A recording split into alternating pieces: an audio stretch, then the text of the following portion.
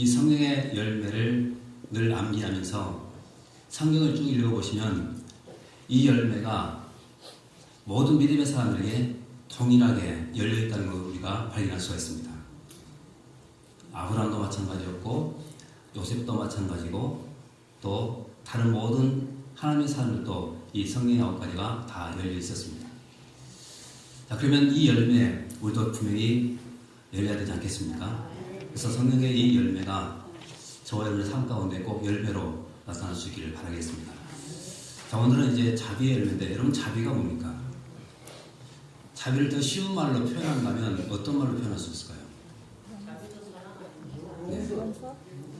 따라서 한번 해보실까요? 친절. 네. 자비를 다른 말로 표현하면 친절입니다. 친절.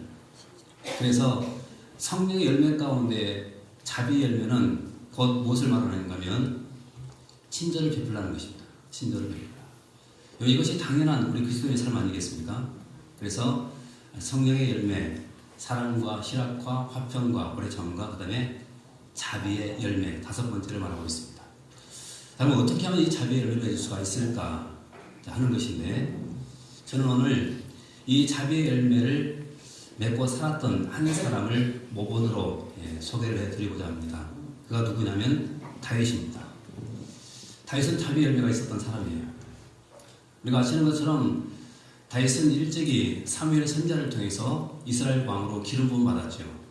자, 그런데 기름 부음 받고 곧바로 그가 왕이 된 것은 아닙니다. 그때부터 다윗은 이제 고난의 연속입니다. 왜 그런가 하면 사울 왕이 그를 죽이려고 계속해서 죽여줬기 때문입니다. 거의 한 8년 정도. 그리고 난 다음 이제 사울이 이제 전쟁에서 죽고 난 다음 이제 다윗이 왕이 되죠. 근데 처음에는 그가 유다의 왕이 됩니다. 그러다가 이제 마침내 이제 통일 이스라엘의 진정한 왕이 되었던 것입니다. 그런데 진정한 왕이 되고 난 다음 다윗은 가장 먼저 뭘 하냐면 사울의 자손 가운데 살아남은 사람이 있느냐 신하들에게 물어봤습니다. 그랬더니 신하들 가운데 시바라는 이 신하가 뭐라고 하냐면 요나단의 아들 가운데 한 사람이 있는데 무비보셋이 있습니다 라고 대답을 해요. 그때 다윗이 뭐라고 말합니까? 그를 데려오라 그렇게 말합니다. 자, 그런데 여러분 이 장면을 잠깐 생각해 보십시오. 이스라엘도 동양 문화권에 속하기 때문에 왕조가 바뀌게 되면 이전 왕가는 전부 다 진멸시키는 것 이것이 관례입니다.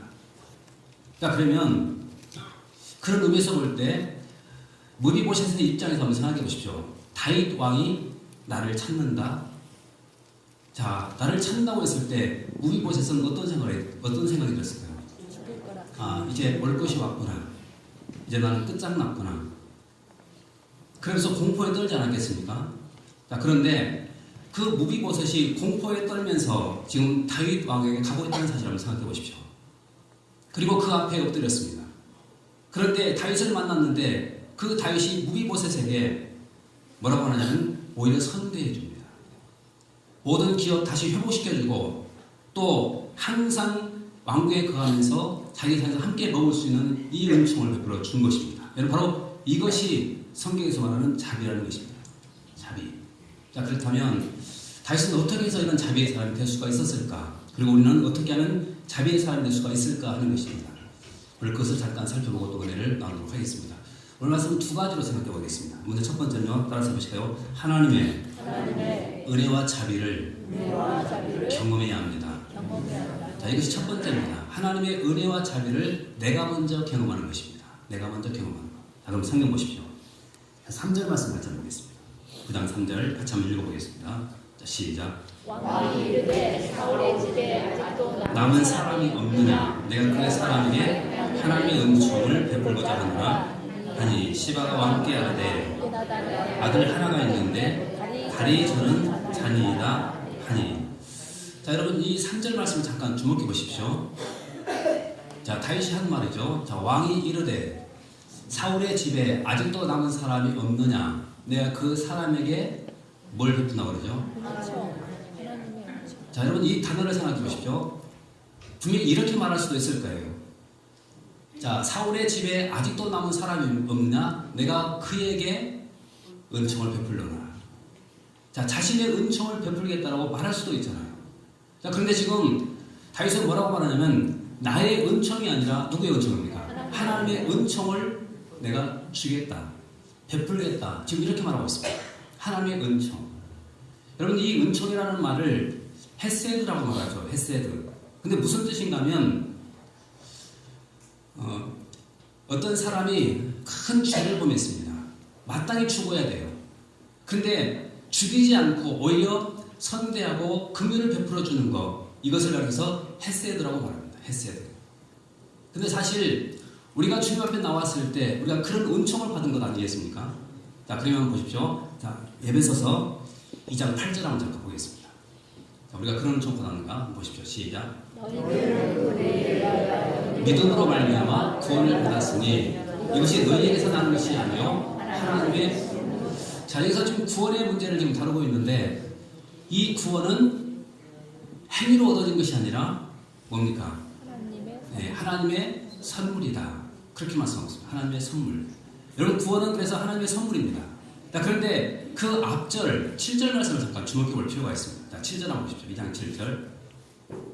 예, 같이 한번 읽어보겠습니다. 시작. 그는 그리스도 예수 안에서 우리에게 자비하심으로써 지극히 풍성함을 오는 여러 세대에 나타나려 하시니라. 자, 어떤 단어가 눈에 띕니까?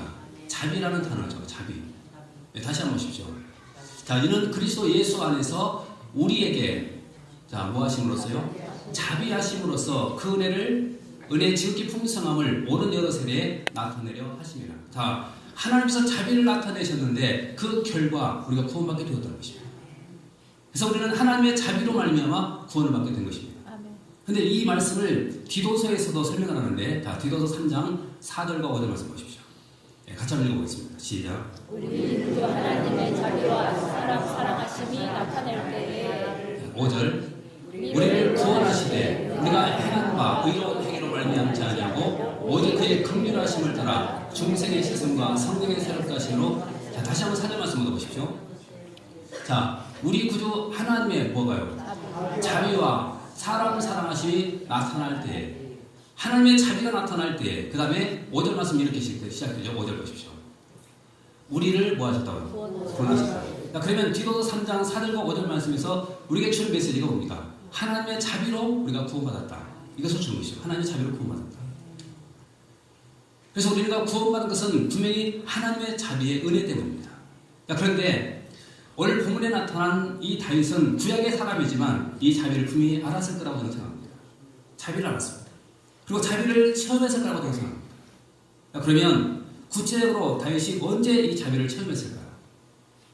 저는 사무엘하 11장의 내용이라고 생각합니다. 사무엘하 11장에는 어떤 내용이 나오는가 하면 우리가 잘 아는 유명한 사건이 나오죠.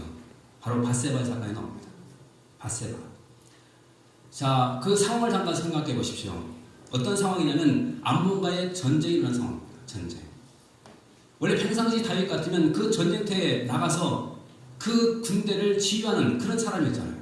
그런데 그때는 어찌된 일인지 다윗이 전쟁터에 나가지 않고 부하들만 보내는 것입니다. 그리고 한가롭게 낮잠 자고 있고 이제 해가 넘어갈 때쯤 일어나서 왕궁위를 거닐다가 하필은 그의 눈에 누가 보이냐면 밧세바가 보인 것입니다. 여러분, 밧세바는 처녀가 아니죠. 임자가 있는 사람입니다. 그것도 충성스러운 신하 우리아의 아내였습니다. 근데 그 모습을 보면서 이 다윗이 그냥 그 유혹에 넘어가 버리고 만 것입니다. 그래서 왕궁으로 불러서 결국 죄를 범하고 말았죠. 그리고 모든 건 다 은폐시켜 버렸습니다. 아무도 볼 줄 알았죠. 그런데 하나님은 알고 계셨습니다. 그래서 하나님께서는 그 다윗을 책망하기 위해서 누구를 보냐면 나단 선지자를 보냈죠. 그리고 나단 선지자가 하나님 말씀을 가지고 다윗을 찾아가서 그 사이에 책망하지 않았습니까? 그때 다윗이 지은 시, 회개의 시, 참회의 시가 바로 시편 51편입니다. 자, 51편 1절 말씀 잠깐 주목해 보십시오. 51편 1절. 자, 같이 한번 읽어보겠습니다. 시작.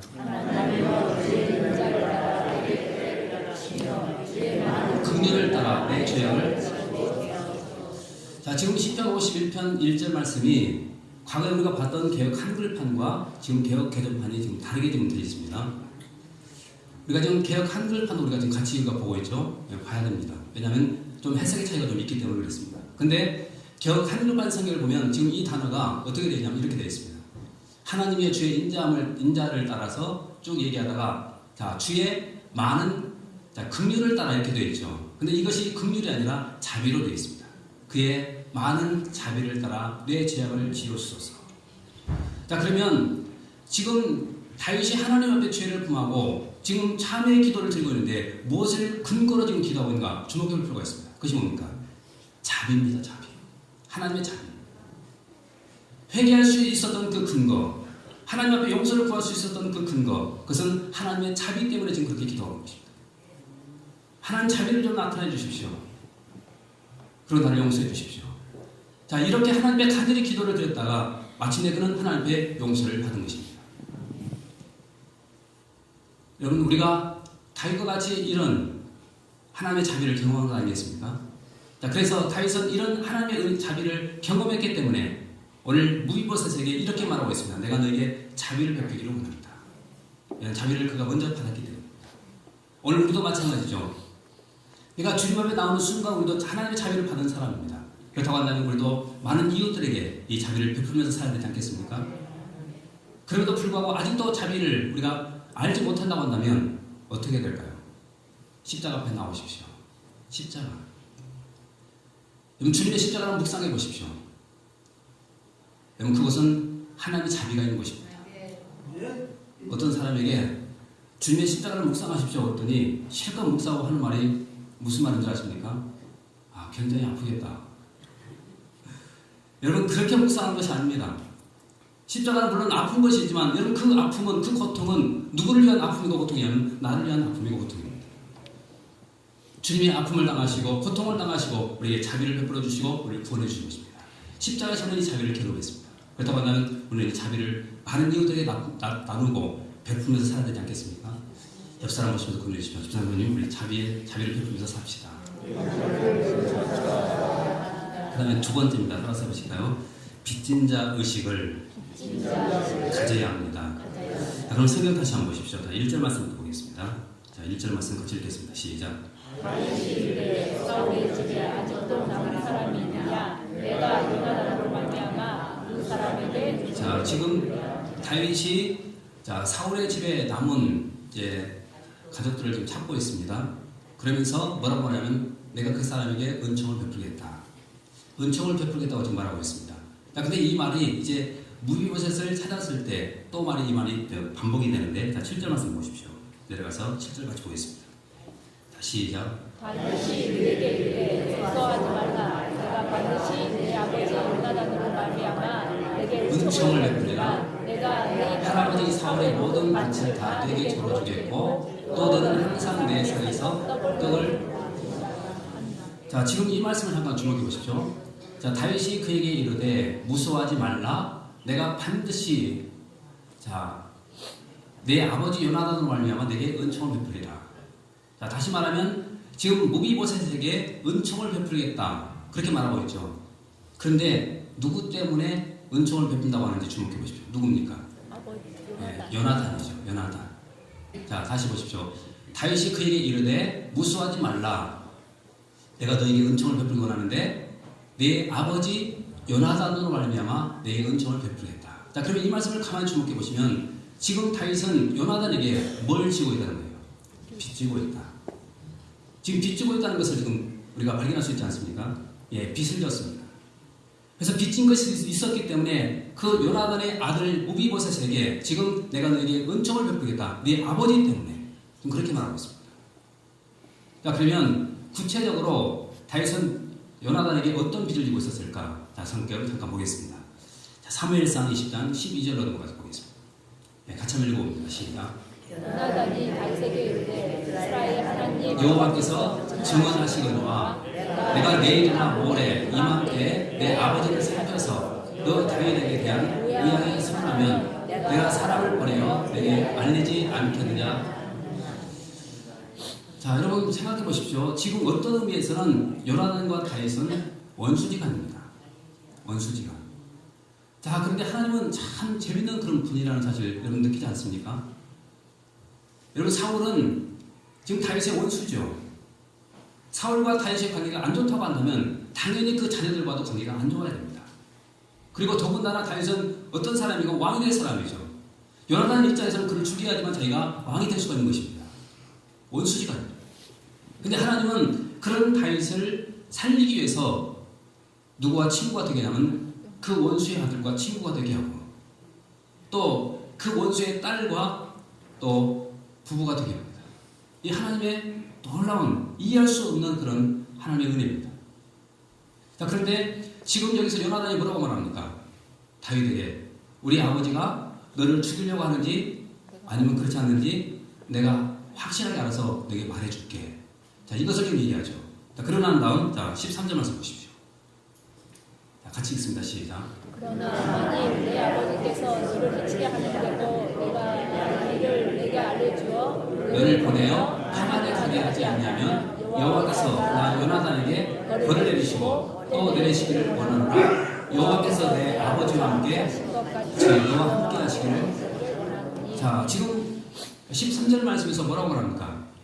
아까 12절 말씀에서 내 아버지가 너를 죽이려고 하는지 그렇지 않은지 내가 확실히 알아보고 너에게 알려줄게. 그렇게 말을 했죠. 그리고 13절 말씀에서 이렇게 말하고 있습니다. 내가 하나님 앞에서 약속한다. 하나님 앞에서 내가 이것을 약속한다. 지금 그렇게 지금 약속을 하고 있습니다. 그리고 난 다음 14절과 15절 말씀에서 뭘 부탁하는 거 보십시오. 14절과 15절 같이 읽겠습니다. 시작. 너는 내가 사는 날 동안에 여호와의 인자식을 내게 베풀어서 나를 죽지 않게 할 뿐 아니라 15절 여호와께서도 다윗의 대적들을 지면서 다 끊어버리신 때에 너는 내 인장을 내 집에서 영원히 끊어버리지 말라 하고. 자, 뭘 부탁하고 있습니까? 지금 자신이 이제 살 것을 지금 생각하면서 네가 왕이 되거든 나 죽이지도 말고 우리 집 우리 가족들도 죽이지 좀 말아줘라. 이것을 부탁하고 있죠. 다윗은 이 약속을 그대로 받아줍니다. 그리고 둘이 이제 약속, 언약을 세웁니다. 그것이 16절인데 보겠습니다. 16절. 3일상 20장 16절 시작. 이에 요나단이 다윗의 집과 언약하기를 여호와께서는 다윗의 대적들을 치실지어다. 예, 자, 이에 요나단이 다윗의 집과 뭐 했다고요? 약속했다. 약속했다.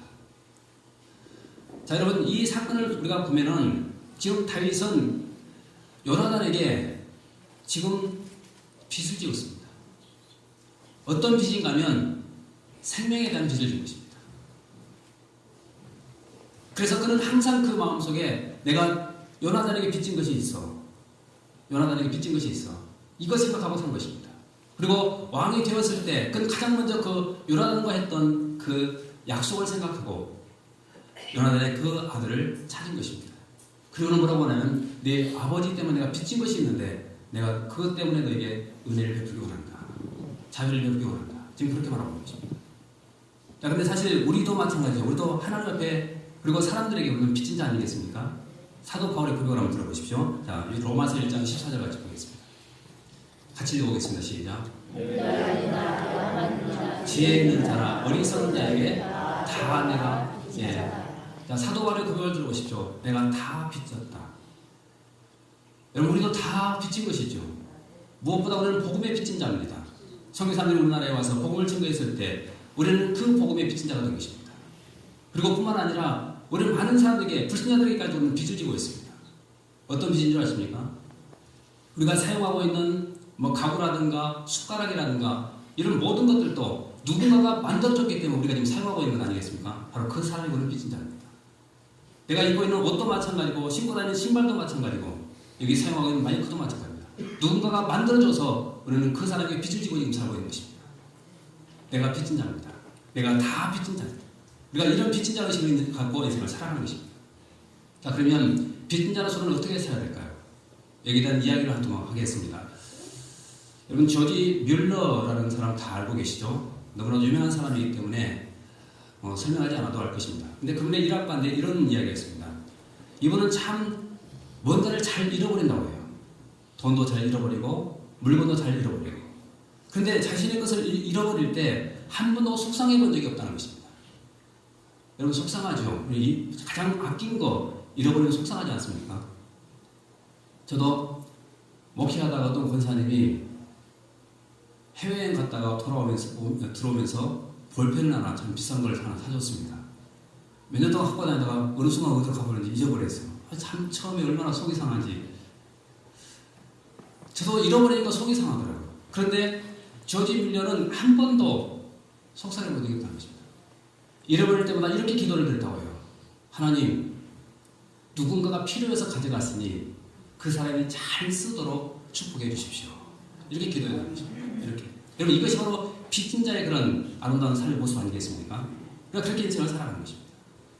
자, 그런데 오늘 성경 속에 지금 다윗과 무비보셋의 이 관계를 우리가 잠시 주목해 볼 필요가 있습니다. 왜 그런가 하면 이 다윗과 무비보셋은 우리와 하나님의 그 관계를 지금 얘기하고 있기 때문에 그렇습니다. 여러분, 어떤 의미에서 무비보셋은 누구냐면 죄인입니다. 그를 살려두면 다윗은 큰일 날 수도 있습니다.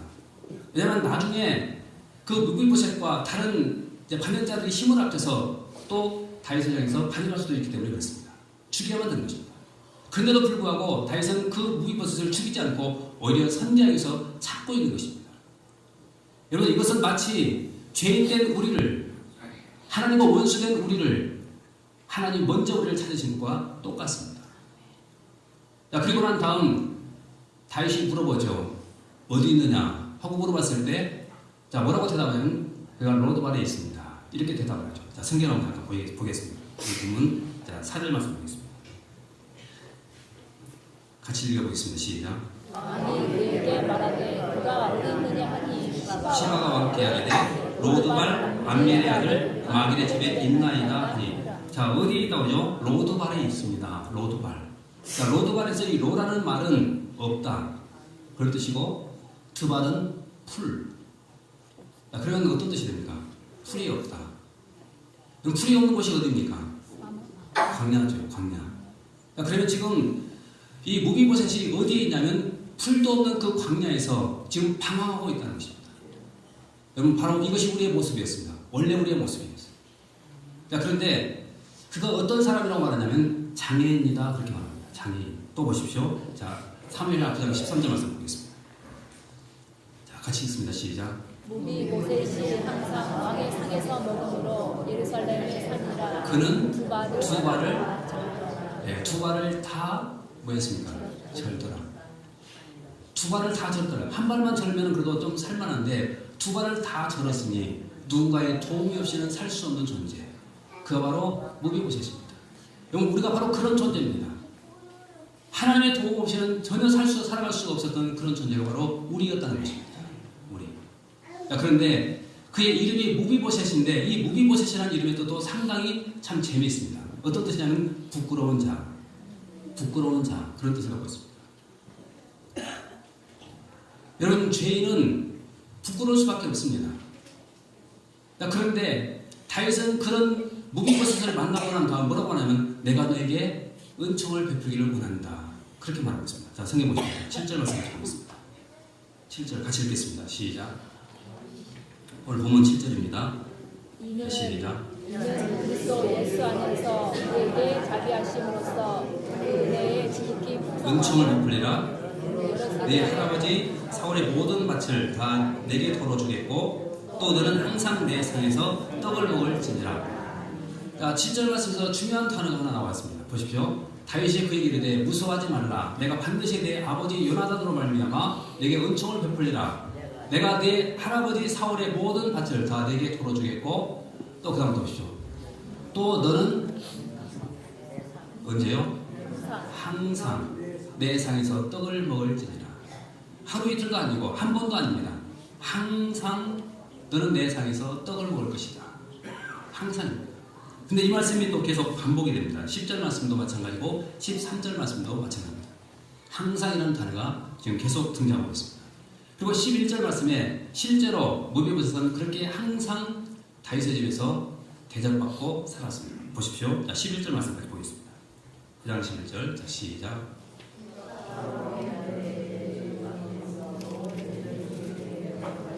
시바가 왕께 아뢰되 네, 11절 다시 한번 읽습니다. 시작. 시바가 왕께 아뢰되 내 주 왕께서 모든 일을 종에게 명령하신 대로 종이 준행하겠나이다 아니라 무비보셋은 왕자 중에 하나처럼 왕의 상에서. 자, 무비보셋은 원래 어떤 존재였습니까? 죄인이었죠. 원수였죠. 자, 그런데 지금 다윗이 자비를 베풀어서 이제는 어떤 존재가 되냐면 왕자 중 하나처럼 되고 왕의 상에서 항상 먹는 축복을 누리게 된 것입니다. 자, 이 은혜를 받았던 이 무브보셋의 고백을 한번 들어보십시오. 자, 그 다음 8절로 올라가서 보겠습니다. 8절 시작. 그가 저에게 이 종이 무엇이기에 왕께서 죽은 개 같은 나를 몰고 시나이까. 자, 여러분 감동적이지 않습니까? 그가 절하여 이르되 이 종이 무엇이기에 왕께서 죽은 개 같은 나를 돌아보시나이까. 여러분, 이것이 하나님이 우리에게 하셨던 그 은혜라는 사실을 우리가 기억해야 됩니다. 여러분, 우리도 주님 앞에 나올 때마다 그런 고백드려야 되지 않겠습니까? 하나님, 죽은 개 같은 나를 왜 이렇게 사랑하시고 독생자를 보내주셨습니까? 왜 나를 보내주셨습니까? 여러분, 이런 고백이 바로 우리의 고백이 되어야 됩니다. 그렇다면 하나님께로부터 이런 놀라운 자비의 은총을 받은 우리라고 한다면 우리도 당연히 세상에 나가서 많은 사람들에게 이 자비를 베풀면서 살아야 되지 않겠습니까? 이것이 오늘 본문에서 말하고 있는 자비의 열매라는 것입니다. 여러분, 이 열매로 주께 영광 돌리고 또 하나님 앞에 쓰임받는 그런 귀한 삶이 되시기를 주님으로 축원합니다.